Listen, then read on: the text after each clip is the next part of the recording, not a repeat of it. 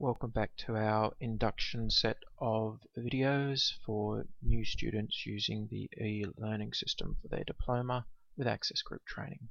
In this video we're going to concentrate on the traditional style of units and its assessments, and we'll do that through this unit here called Manage Quality Customer Service. Just before we do jump into looking at the sections for this, the overall unit will be broken down into smaller parts, which make it easier for you to do your reading and your learning and answering of the questions. So, for example, the unit again is called Manage Quality Customer Service. If I go over here to section 1, and that will bring up my pages of learning, and what I can see is section 1 is actually called Plan to meet internal and external customer requirements. So that's one of the elements of this unit. There are two other elements or two other sections depending on what you want to call them.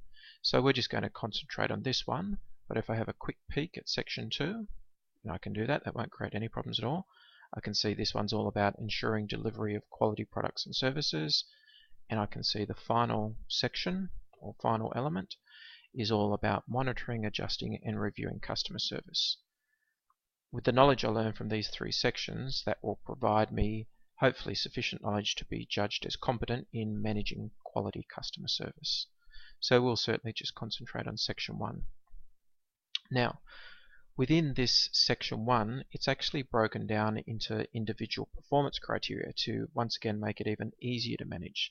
So for me to be able to demonstrate understanding about planning to meet internal and external customer requirements, I'll need to be able to demonstrate understanding of these two bullet points here, which are about investigate, identify, assess and include the needs of customers in the planning process and ensure that plans achieve the quality, time and cost specifications agreed with customers.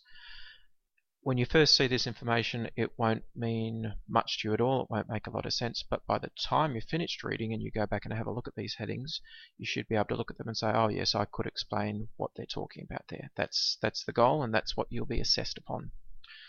So, there's 31 pages of information here for this first section to plan and meet internal and external customer requirements.